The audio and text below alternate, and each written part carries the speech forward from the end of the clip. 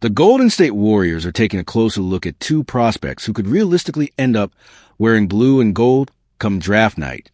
According to a new report, Golden State has scheduled workouts with Arizona shooting guard Braden Burries and Michigan forward Morris Johnson Jr. Two names tied to the team's 11th overall pick for weeks. Hey, what's up, everyone? Before we jump into everything today, that like button right there is what decides if this video hits hundreds or thousands of people.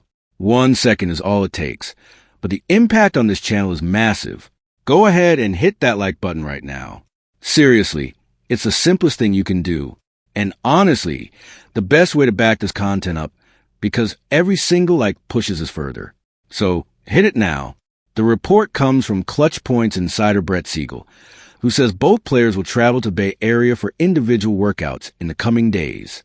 Siegel had previously linked the Warriors to a wider group of prospects of the 11th pick, including Michigan forward Yaxel Lendeborg, Baylor guard Cameron Carr, Washington center Hannes Steinbach, Michigan center Dave Mara, and New Zealand Breakers forward Kareem Lopez.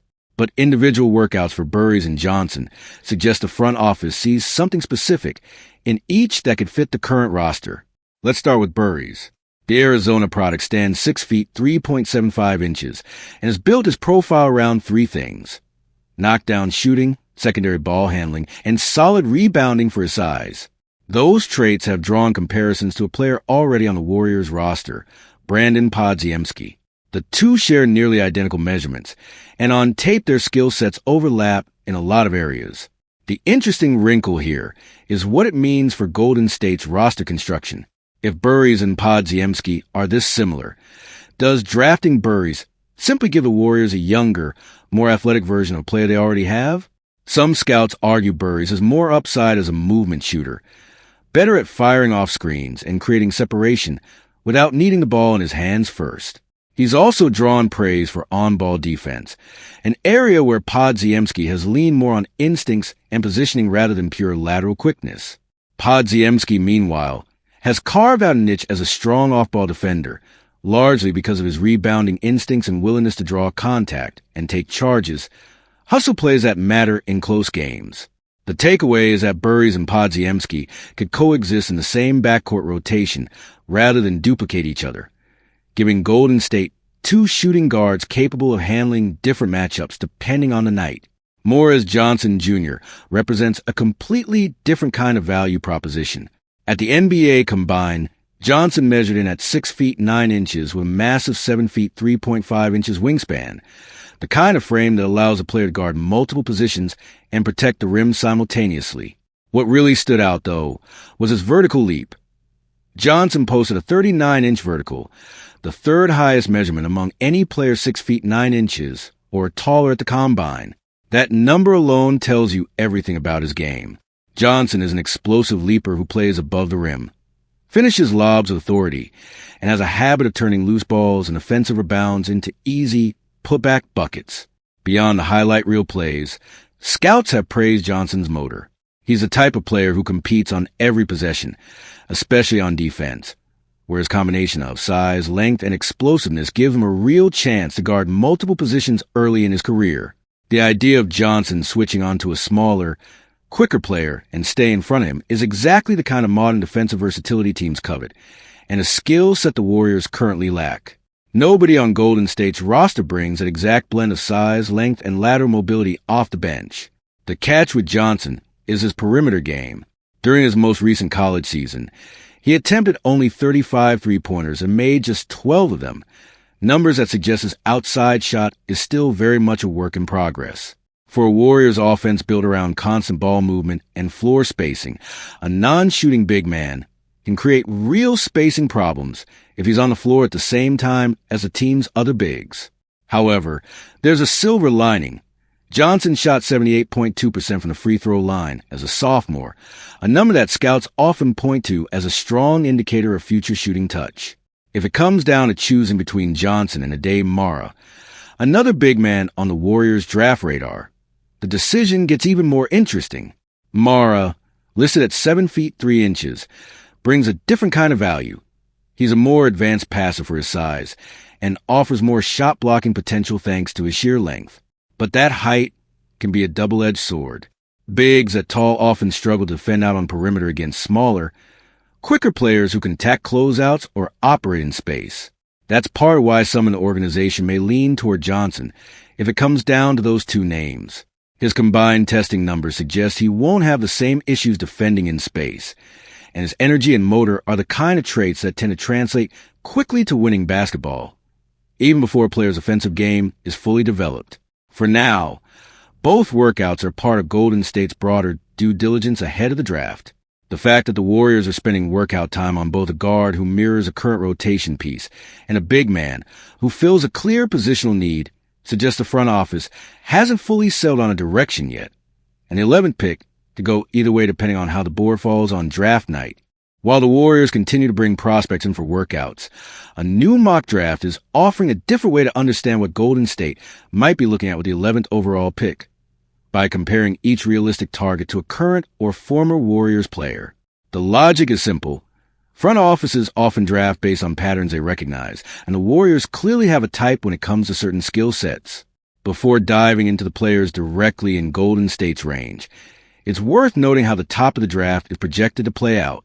The mock has the first 8 picks going to teams well outside the Warriors sphere, headlined by a small forward going first overall, and a point guard going second, with forwards and guards rounding out picks 3 through 8. None of those players are realistic options for Golden State. So the real intrigue starts once the board reaches the 9 to 11 range. That's where things get interesting for the Warriors. The mock projects a point guard going 9th and Arizona shooting guard Braden Burries going 10th. Meaning by the time Golden State is on the clock at 11, several names already covered in workout reports could be off the board. If that scenario plays out, the Warriors would choose from a pool that includes Michigan center Ade Mara, Michigan forward Yaxel Lendeborg, Baylor guard Cameron Carr, and Alabama guard LeBaron Philin Jr. Now, let's break down the player comps. Start with the names most likely to still be available at 11. Ade Mara draws comparisons to a former Warriors big man known for elite passing out of the post, a 7-footer whose vision and ability to find cutters set him apart from typical centers his size. Mara has shown that same feel for the game, making him a potential fit for a Warriors offense that thrives on ball movement, even from its big men. Yaxel Lendeborg's comparison hits closer to home. He's been likened to Draymond Green, Golden State's longtime defensive anchor. After his workout with the Warriors, Lendeborg reportedly talked about wanting to be a high-level defender and secondary playmaker who excels in transition, traits that defined Green's game early in his career. Nobody expects Lendeborg to reach that same level of impact, but a versatile defender who can guard multiple positions and make smart decisions fits seamlessly into the Warriors system. Cameron Carr's comparison is built almost entirely on measurements. The Baylor guard checks in at 6 feet 4.5 inches with a 7 feet 0.75 inches wingspan, numbers that are essentially identical to those of a current Warriors wing who came out of college with the same physical profile. That kind of length-to-height ratio is valuable for switching defenses, and it suggests Carr could develop into the kind of long, versatile perimeter defender the Warriors have prioritized in recent drafts. LeBaron Philin Jr. gets a more cautionary comparison, based on his height, weight, and the way he handles the ball. Philin resembles a player who had a brief and somewhat underwhelming stint in Golden State a few seasons back. The difference, according to Mock, is Philin's three-point shot, projected as significantly more reliable, which allow him to carve out a more meaningful role than that earlier comparison suggests. So which way does the mock actually lean for the Warriors at 11? The pick lands on Ade Mara, the Michigan center. The reasoning goes beyond talent evaluation. It's about timing and roster need. Golden State has uncertainty at the center position heading into free agency, and if even one veteran big does a return, Mara would step into a clear opportunity to contribute immediately as a rim protector and post-offensive hub. The obvious concern is what it means for the rest of the roster. If the Warriors use the 11th pick on a center, they'd still head into free agency with needs at backup point guard and on the wing, areas where Lendeborg, Carr, or Philin could have helped directly. But the mock's logic is that if Mara is genuinely the best player available and fills an immediate need, the front office should take him and address other roster holes through free agency rather than reaching for need over talent in the draft. This is where the draft strategy intersects with everything else happening around the Warriors this offseason. The team's free agency outlook including what happens with their veteran centers, will likely shape how aggressively they pursue a true difference maker at the position in the draft. If both of Golden State's current bigs return on new deals, the calculus could shift entirely, and a player like Lendeborg or Carr might become significantly more appealing at 11. What's clear from this exercise is that the Warriors aren't just looking for the best player available in a vacuum. They're looking for players who fit specific archetypes that have worked for franchise before. Whether it's a passing big man, a switchable defender with point guard instincts, or a long wing with reliable shooting mechanics, every name on this board represents a piece the front office believes could slot into their system the way a similar player did in the past. As workouts continue and free agency decisions take shape, expect this mock to shift. The names tied to picks 9 and 10 are far from locked in, and a shakeup near the top of the lottery could push one of Mara, Lendeborg, Carr, or filling down to where the Warriors sit, giving Golden State an even wider menu of options when the 11th pick is finally on the clock. If the Golden State Warriors are going to pull off one of the biggest free agency moves of the offseason, bringing LeBron James into the fold, it won't just come down to cap space and roster math. According to a new report, it would also require Draymond Green to make 2 significant personal sacrifices, one financial and one related to his role on the court. Let's start with the money. Green currently holds a player option worth $27.7 million for the 2026-27 season. He's previously hinted he'd be open to declining that option for a longer-term deal at a lower annual salary, but only if convinced it would meaningfully strengthen the roster. Landing a player of LeBron James's caliber would, without question, check that box. The exact size of Green's pay cut depends on several moving pieces still unresolved. Whether the Warriors retain their 2026 first-round pick, whether veteran big man Al Horford opts into his contract, and how quickly and for how much Kristaps Porzingis re-signs in free agency. Using the non-taxpayer mid-level exception as a mechanism to sign James, there's a realistic financial pathway for the Warriors. Under a scenario where Porzingis signs a team-friendly deal, Green's new contract could land around 2 years and $42 million.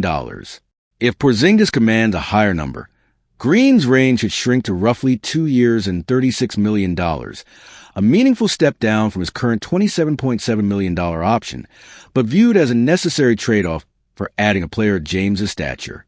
What seems clear is that there's almost no version of this plan where the Warriors give James the full mid-level exception, while Green simply exercises his existing player option.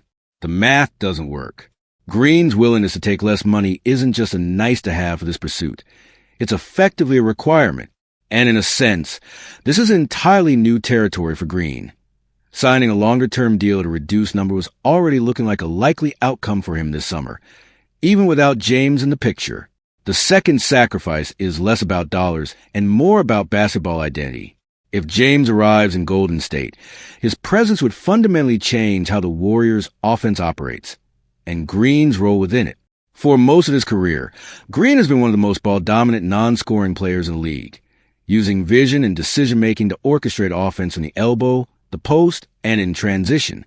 With James on the roster, that responsibility would shift dramatically. James is one of the greatest playmakers the game has ever seen, and he'd naturally absorb a massive share of ball-handling duties. Green would need to adjust, spending more time finishing plays near the rim, setting screens, and knocking down spot-up shots rather than initiating offense himself. There's another layer. Jimmy Butler's eventual return from a knee injury. Butler is expected back as the season progresses, adding complexity to the front court rotation. With James, Butler, and Green all competing for touches in similar lineups, something would have to give. The likely outcome, per the report, is that Green could shift toward coming off the bench rather than starting, a significant change for someone who was a fixture in Golden State's starting lineup for years. The reasoning behind a potential bench role isn't just about hierarchy. It's about lineup balance. A starting five featuring James, Butler, and Green together would likely have too much overlapping playmaking and not enough perimeter shooting to function efficiently in today's NBA, where space on the floor is critical. Coming off the bench will allow Green to anchor a second unit, provide veteran stability, and still close games when matchups demand his defensive versatility. None of this means Green's chemistry with Stephen Curry would disappear. The two have built one of the most effective two-man games in modern NBA history, and those connections aren't going anywhere. But even that partnership would likely see its usage rate decrease. If James and Curry develop similar two-man actions together, some of Green's offensive touches with Curry could naturally migrate toward James Curry sets instead. How exactly Green would respond to a smaller offensive role and reduce minutes is something only time will tell. But there's a reasonable case to be made that less responsibility could actually benefit Green at this stage of his career. At 36 years old, playing 35-plus minutes in high-stakes games, as Green reportedly did in both of Golden State's recent play-in matchups, isn't sustainable over a full season plus a playoff run. Trimming his minutes into the 20s and lightening his offensive workload could allow Green to direct more energy toward what he's always done best, anchoring the Warriors' defense. A more focused, lower-mileage Green playing primarily for defensive impact could be exactly what Golden State needs if serious about competing deep into playoffs. Ultimately, both sacrifices, the pay cut and the reduced role, point to the same conclusion. Green's buy-in isn't a side issue in the Warriors' pursuit of LeBron James. It's central to the plan. The good news is that, by all indications, Green understands the stakes. Bringing in one of the greatest players in NBA history, who also happens to be one of his closest friends in the league, appears to be a trade-off Green is more than willing to accept, even if it means a smaller paycheck and fewer minutes on the floor.